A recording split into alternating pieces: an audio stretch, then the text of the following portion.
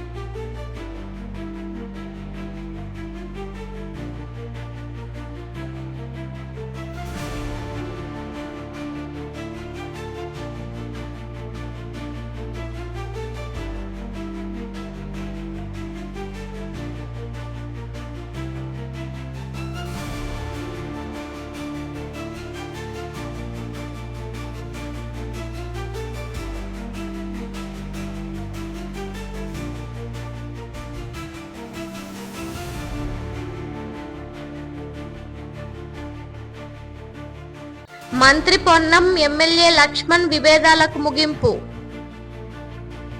తెలంగాణ కాంగ్రెస్ లో గత కొన్ని రోజులుగా చర్చనీయాంశంగా మారిన మంత్రి పొన్నం ప్రభాకర్ ఎమ్మెల్యే అడ్లూరి లక్ష్మణ్ మధ్య ఉన్న విభేదాలకు చివరికి ముగింపు లభించింది.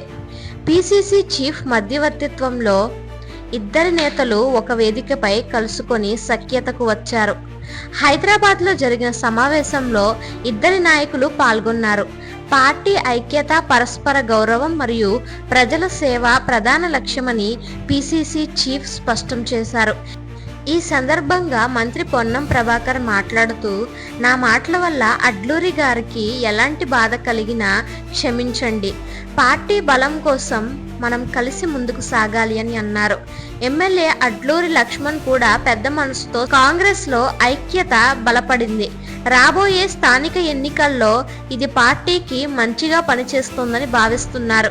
మొత్తం మీద పొన్నం ప్రభాకర్ అడ్లూరి లక్ష్మణ్ మధ్య ఏర్పడిన విభేదాలు సఖ్యతతో ముగియడం తెలంగాణ కాంగ్రెస్ కు ఊరటనిచ్చిందని చెప్పాలి. ఈ పరిణామం పార్టీ ఐక్యతకు కొత్త దశను చూపింది. ప్రజల కోసం పనిచేయాలన్న సంకల్పంతో ఇద్దరు నేతలు ముందుకు సాగడంతో కాంగ్రెస్ శ్రేణులు ఉత్సాహంగా ఉన్నారు.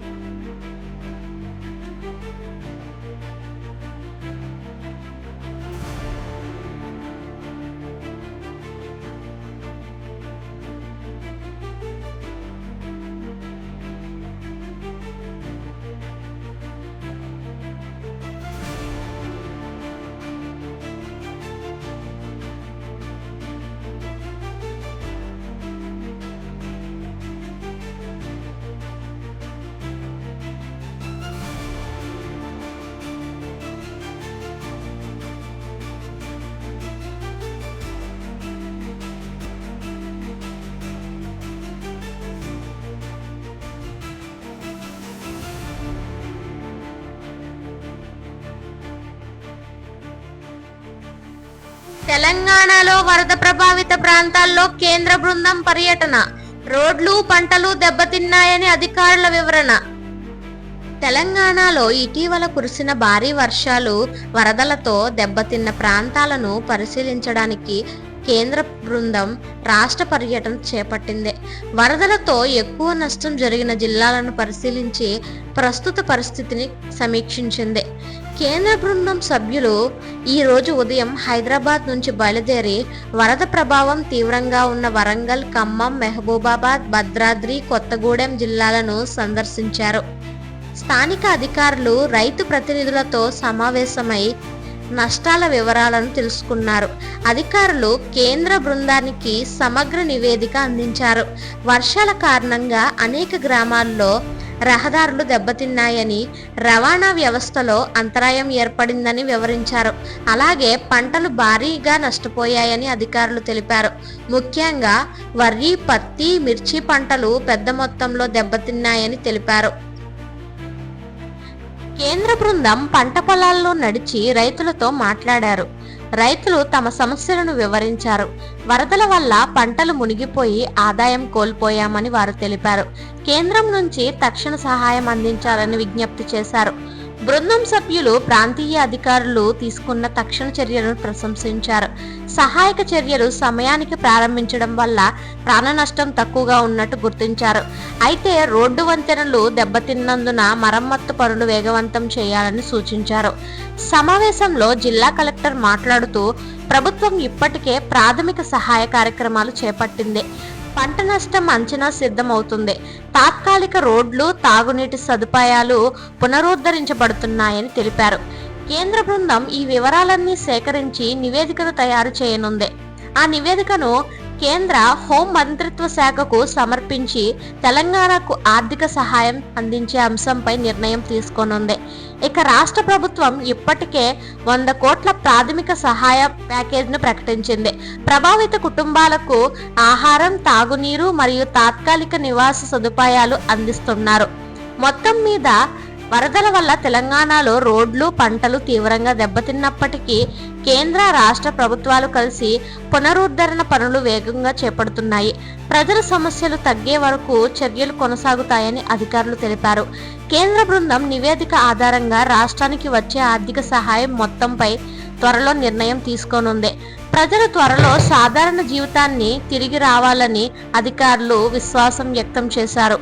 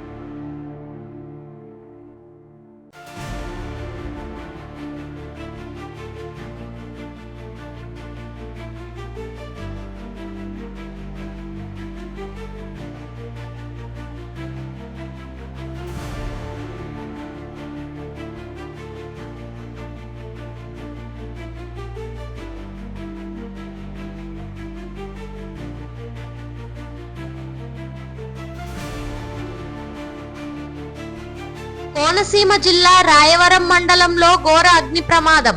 బాణాసంచా కర్మాగారంలో భారీ పేలుడు. 6 సజీవ దహనం. చుట్టుపక్కల ప్రాంతాల్లో భయాందోళన. ఆంధ్రప్రదేశ్ కోనసీమ జిల్లాలో ఈ రోజు ఉదయం భయంకరమైన అగ్ని ప్రమాదం సంభవించింది. రాయవరం మండలంలోని బాణాసంచా కర్మాగారంలో భారీ పేలుడు చోటు చేసుకుంది. ఈ ఘటనలో 6 కార్మికులు సజీవ దహనం అయ్యారు. మరికొందరు తీవ్రంగా గాయపడ్డారు. సాక్షుల సమాచారం ప్రకారం ఉదయం 10 గంటల సమయంలో కర్మాగారంలో ఒక్కసారిగా గట్టి శబ్దం వినిపించిందని తెలిపారు. క్షణాల్లోనే మంటలు అన్ని వైపులా వ్యాపించాయి. అక్కడ పనిచేస్తున్న కార్మికులు బయటకు పరుగులు తీశారు. అయితే లోపల ఉన్న 6 బయటకు రాలేక మంటల్లో చిక్కుకున్నారు. స్థానికులు వెంటనే అగ్నిమాపక సిబ్బందికి సమాచారం అందించారు. రాయవరం, అమలాపురం నుండి అగ్నిమాపక వాహనాలు వచ్చి మంటలను నియంత్రించాయి. అగ్నిమాపక సిబ్బంది మంటలను ఆర్పిన తరువాత లోపలికి వెళ్లి 6 కాలిన మృతదేహాలను బయటకు తీశారు. ఈ ఘటనతో చుట్టుపక్కల ప్రాంతాల్లో ప్రజలు భయాందోళనకు గురయ్యారు. భారీ పేలుడు కారణంగా సమీప ఇళ్ల గోడలు పగిలాయి, కిటికీలు దెబ్బతిన్నాయి. రాయవరం పరిసర ప్రాంతమంతా పొగతో కంపించిపోయింది.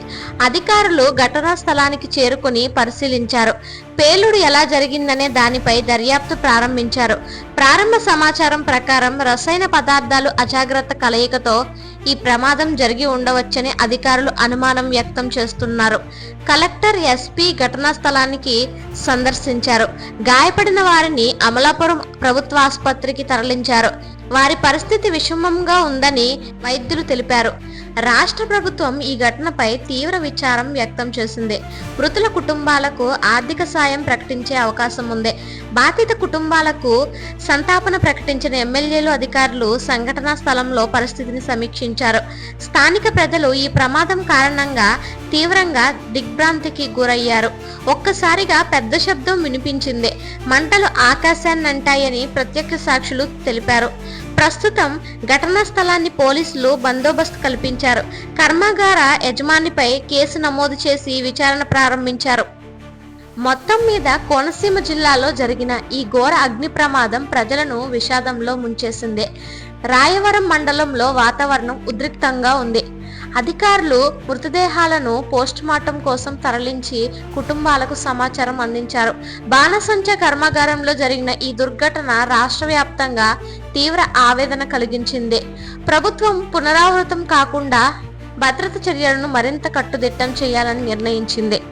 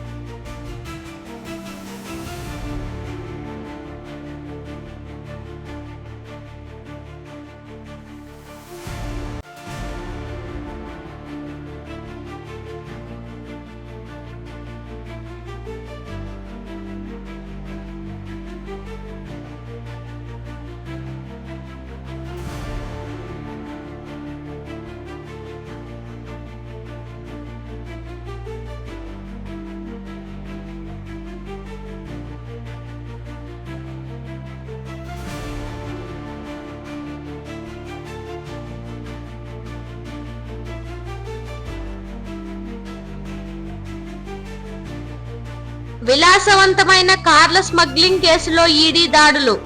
నటుడు దుల్కర్ సల్మాన్, పృథ్వీరాజ్ ఇళ్లలో తనిఖీలు. నిబంధనలు ఉల్లంఘనపై విచారణ.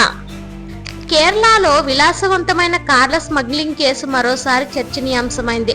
ఈ కేసుతో సంబంధం ఉన్నట్లు అనుమానం వ్యక్తం చేస్తూ ఈడీ అధికారులు బుధవారం ప్రముఖ నటులు దుల్కర్ సల్మాన్ మరియు పృథ్వీరాజ్ నివాసాల్లో సోదాలు నిర్వహించారు. తిరువనంతపురం, కోచి ప్రాంతాల్లో ఒక్కసారిగా పలు చోట్ల ఈడీ అధికారులు సోదాలు చేపట్టారు. విలాసవంతమైన దిగుమతి కార్లను తక్కువ కస్టమ్ ఛార్జీలు చెల్లించి దేశంలోకి తెచ్చి నకిలీ రిజిస్ట్రేషన్ పత్రాలతో వాడుతున్నారని ఈడీ సమాచారం లభించింది. సోదాల సందర్భంగా అధికారులు పలు పత్రాలు, కార్ల రిజిస్ట్రేషన్ వివరాలు, చెల్లింపు రసీదులు స్వాధీనం చేసుకున్నారు. దుల్కర్ సల్మాన్, పృథ్వీరాజ్ ఇద్దరు కార్లను చట్టబద్ధంగా కొనుగోలు చేశామనే వివరణ ఇచ్చారని సమాచారం. ఈడీ అధికారులు తెలిపారు, కొన్ని విలాసవంతమైన వాహనాలు నిబంధనలకు విరుద్ధంగా దిగుమతి చేయబడ్డాయి. వీటిపై పత్రాల పరిశీలన జరుగుతోంది. ఎవరైనా చట్ట ఉల్లంఘన చేసినట్లయితే కఠిన చర్యలు తీసుకుంటామని తెలిపారు. పృథ్వీరాజ్ తరపు న్యాయవాది మాట్లాడుతూ, మా క్లయింట్ ఎలాంటి తప్పు చేయలేదు, అన్ని వాహనాలు చట్టపరంగా కొనుగోలు చేసినవే అని స్పష్టం చేశారు. దుల్కర్ సల్మాన్ కూడా తన సోషల్ మీడియా ద్వారా స్పందిస్తూ, తన వ్యాపారం, వాహనాలన్నీ చట్టపరమైనవి, విచారణలో పూర్తిగా సహకరిస్తున్నానని తెలిపారు. ఈ కేసు 2018లో మొదలైంది. అప్పట్లో కేరళలో విలాసవంతమైన కార్లను చట్ట వ్యతిరేకంగా దిగుమతి చేసి రిజిస్ట్రేషన్ చేయడం జరిగిందని కస్టమ్స్ శాఖ గుర్తించింది.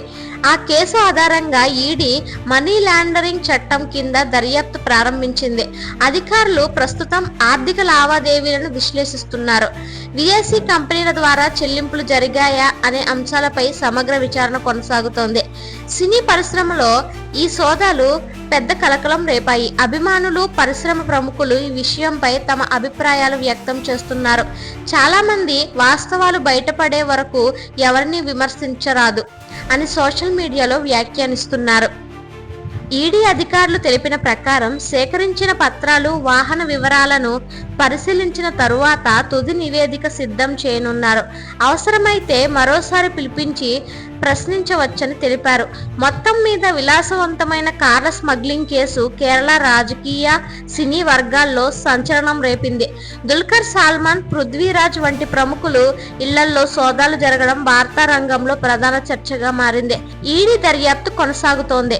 విచారణ పూర్తయిన తరువాత వాస్తవాలు వెలుగులోకి రానున్నాయి. సినీ వర్గాలు మొత్తం పరిస్థితిపై నిశ్చితంగా గమనిస్తున్నాయి.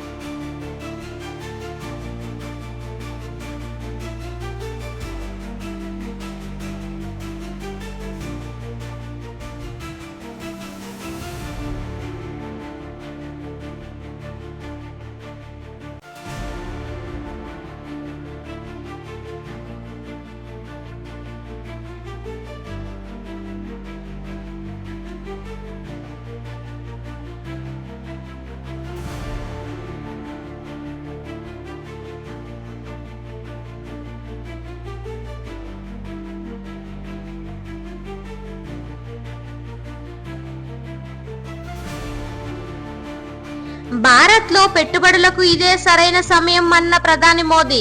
ప్రతి రంగంలో అపారమైన అవకాశాలున్నాయని వ్యాఖ్యలు. మొబైల్ కాంగ్రెస్ లో ప్రారంభ సభలో ప్రసంగం. దేశంలో సాంకేతిక పారిశ్రామిక రంగాల అభివృద్ధి వేగంగా జరుగుతోందని ప్రధాని నరేంద్ర మోదీ తెలిపారు. నేడు న్యూఢిల్లీలో జరిగిన ఇండియా మొబైల్ కాంగ్రెస్ 2025 ప్రారంభ కార్యక్రమంలో ఆయన పాల్గొన్నారు. ఈ సందర్భంగా ప్రధాని మాట్లాడుతూ, భారత్లో పెట్టుబడులకు ఇదే ఉత్తమ సమయం. ప్రతి రంగంలో అపారమైన అవకాశాలు ఉన్నాయి. దేశ ఆర్థిక వ్యవస్థ వేగంగా ఎదుగుతోంది. టెక్నాలజీ, టెలికాం తయారీ రంగాల్లో ప్రపంచం మన వైపు చూస్తోందని అన్నారు. మోదీ చెప్పినట్లు 5G, 6G సాంకేతికలతో భారత్ కీలక భూమిక పోషిస్తోంది. డిజిటల్ ఇండియా కార్యక్రమం ప్రజల జీవితాలను సులభతరం చేస్తోందని తెలిపారు. మన యువత ప్రభావవంతులు, సృజనాత్మకులు. స్టార్టప్లు, కొత్త ఆవిష్కరణలు దేశ భవిష్యత్తును తీర్చిదిద్దుతాయని ఆయన అన్నారు. ప్రపంచ ఆర్థిక వ్యవస్థలో భారత్ ప్రధాన శక్తిగా మారుతోంది. పారిశ్రామిక అభివృద్ధి, రవాణా, డిజిటల్ సర్వీసులు అన్ని వేగంగా ముందుకు సాగుతున్నాయి. విదేశీ పెట్టుబడిదారులు భారత్ను విశ్వసనీయ కేంద్రంగా చూస్తున్నారని పేర్కొన్నారు. ప్రైవేట్ కంపెనీలు, యువ పారిశ్రామికవేత్తలను దేశ అభివృద్ధిలో భాగస్వామ్యం కావాలని పిలుపునిచ్చారు. ప్రభుత్వం పారదర్శకత విధానంలో ముందుకు సాగుతోంది. రెడ్ టేప్తో కాదు, రెడ్ కార్పెట్తో పెట్టుబడిదారులను స్వాగతిస్తున్నామని ఆయన పిలుపునిచ్చారు. ఈ కార్యక్రమంలో కేంద్ర ఐటీ మంత్రి అశ్విన్ వైష్ణవ్, పలు పరిశ్రమల ప్రముఖులు, టెలికాం కంపెనీల అధినేతలు పాల్గొన్నారు. ఇండియా మొబైల్ కాంగ్రెస్ లో కొత్త మొబైల్ టెక్నాలజీలు, ఆవిష్కరణలు ప్రదర్శించబడ్డాయి. మోదీ కార్యక్రమం తర్వాత ప్రదర్శన ప్రాంతాన్ని సందర్శించారు. దేశీయ స్టార్టప్లు రూపొందించిన నూతన సాంకేతిక పరికరాలు, స్మార్ట్ డివైజ్లు, 6G నమూనాలను పరిశీలించారు. ఆయన మాట్లాడుతూ, ఇలాంటి సాంకేతిక పురోగతితో భారత్ భవిష్యత్తు మరింత బలపడుతుందని అన్నారు. కార్యక్రమంలో పాల్గొన్న పరిశ్రమ ప్రతినిధులు కూడా ప్రధాని మాటను ప్రశంసించారు. ప్రభుత్వం ఇచ్చిన ప్రోత్సాహం దేశంలో పెట్టుబడి వాతావరణం మెరుగుపడిందని వారు తెలిపారు. మొత్తం మీద భారత్ ఆర్థిక వ్యవస్థపై ప్రధాని మోదీ నమ్మకం వ్యక్తం చేస్తూ దేశంలో పెట్టుబడులకు అనువైన వాతావరణం ఏర్పడిందని స్పష్టం చేశారు. ప్రధాని మాటలతో పరిశ్రమ వర్గాలు ఉత్తేజం పొందాయి. మొబైల్ కాంగ్రెస్ వేదికగా దేశంలో టెక్నాలజీ పెట్టుబడుల దిశగా కొత్త దశ ప్రారంభమైందని నిపుణులు అభిప్రాయపడ్డారు.